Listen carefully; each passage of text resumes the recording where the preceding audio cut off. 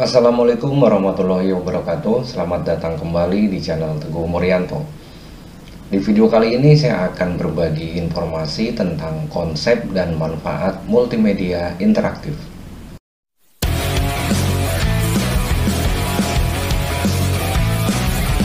Halo sahabat YouTube dan juga rekan-rekan pelajar SMK jurusan multimedia. Nah, di video ini kita akan belajar sama-sama tentang konsep dan juga manfaat dari multimedia interaktif. Kita mulai dari pengertian multimedia.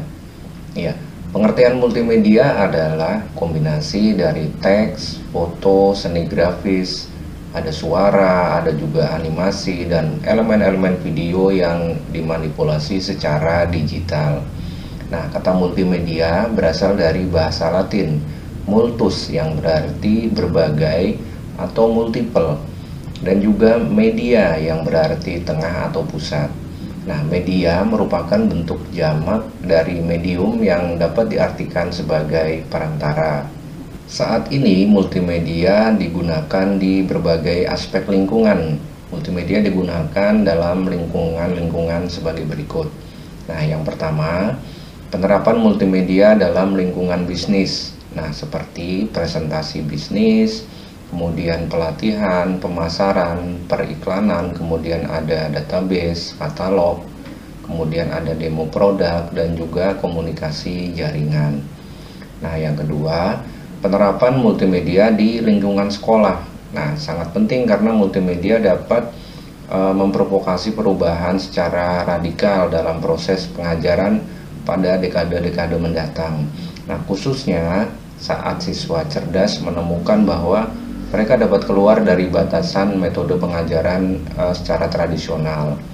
Kemudian yang ketiga, penerapan multimedia di lingkungan rumah, mulai dari kegiatan berkebun, memasak, sampai mendesain rumah. Ada juga pemodelan ulang dan memperbaiki perangkat lunak multimedia yang telah merambah ke lingkungan rumah. Kemudian yang keempat, ada penerapan multimedia di tempat umum. Nah, contohnya seperti di stasiun kereta api, ada di hotel, di mall perbelanjaan, dan juga di toko grosir. Nah, multimedia tersedia juga di terminal dan kios stand alone yang menyediakan beberapa informasi.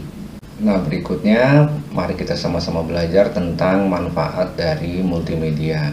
Nah, manfaat multimedia bagi industri komputer adalah komputer tidak lagi berbasis teks dan grafik, tapi juga bisa berbasis pada sumber-sumber yang diperoleh dari media lain seperti audio dan juga video.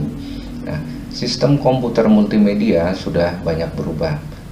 Saat ini sistem tersebut sampai kepada kemampuan menukar data analog seperti suara, musik, video yang berubah format menjadi digital. Selanjutnya, data yang semula berada pada bentuk digital bisa dirubah lagi menjadi bentuk analog bila diperlukan. Nah, manfaat multimedia pada industri penyiaran adalah pada awalnya peralatan profesional untuk audio dan video terdapat di studio rekaman dan di berbagai siaran televisi. Perubahan atas peralatan tersebut bertujuan agar sistem-sistem yang bekerja bisa menjadi lebih profesional, antara lain untuk mengedit film secara digital. Beberapa bidang yang membutuhkan multimedia secara umum yang dapat dibagi menjadi 5 bagian, yaitu pertama untuk perdagangan, pemerintahan, hiburan, penyiaran, dan juga pendidikan seperti pada gambar berikut ini. Nah, pada bidang perdagangan terdapat juga ada multi marketing, kemudian ada direct marketing, dan ada juga tentang penjualan produk. Nah, kemudian di bagian hiburan ada tentang game dan juga musik. Nah, di bagian penyiaran di sini ada film, kemudian ada video dan audio. Kemudian di bagian militer bagian pemerintah bisa untuk kebutuhan militer dan juga kebutuhan politik. Dan di bagian pendidikan bisa digunakan untuk e-learning ataupun metode pengajaran. Selanjutnya adalah tentang elemen multimedia. 6 elemen utama yang terdapat dalam program multimedia adalah yang pertama elemen tulisan, kemudian ada elemen gambar, elemen film, ada elemen animasi, elemen suara, dan juga elemen user control.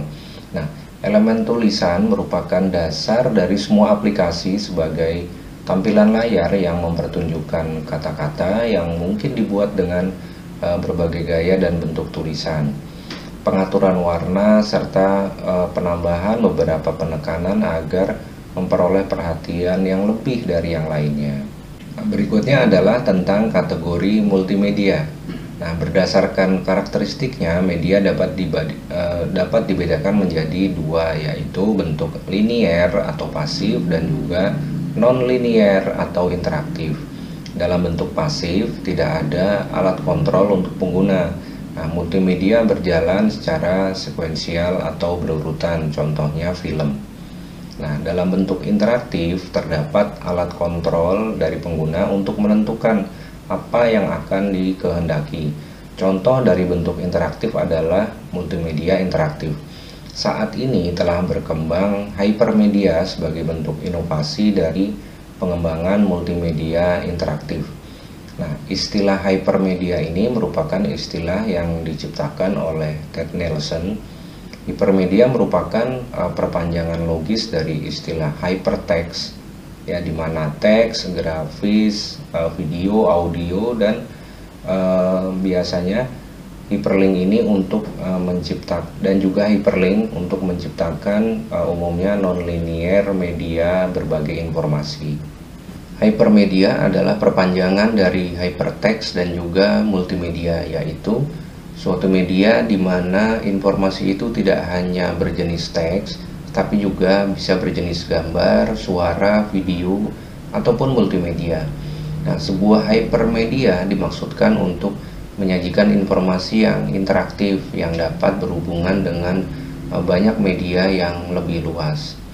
Nah, berikutnya ada multimedia linier, yaitu multimedia yang tidak dilengkapi dengan alat pengontrol apapun dan dapat dioperasikan oleh pengguna multimedia ini dan bisa berjalan secara berurutan. Selanjutnya adalah beberapa tools dan juga penggunaannya. Multimedia authoring tools atau alat penyusun multimedia adalah paket perangkat lunak yang dapat dipergunakan untuk membuat paket penyampaian konten multimedia atau gabungan dari teks, gambar, grafik, suara, animasi, dan juga video. Nah, distribusi konten yang dibuat dengan alat penyusun multimedia juga bervariasi. Metode distribusinya contohnya meliputi ada file web, kemudian ada CD-ROM interaktif, dan file-file yang dapat dieksekusi atau diinstal. Sedangkan authoring tools untuk multimedia interaktif antara lain bisa menggunakan Adobe Flash dan juga Microsoft PowerPoint.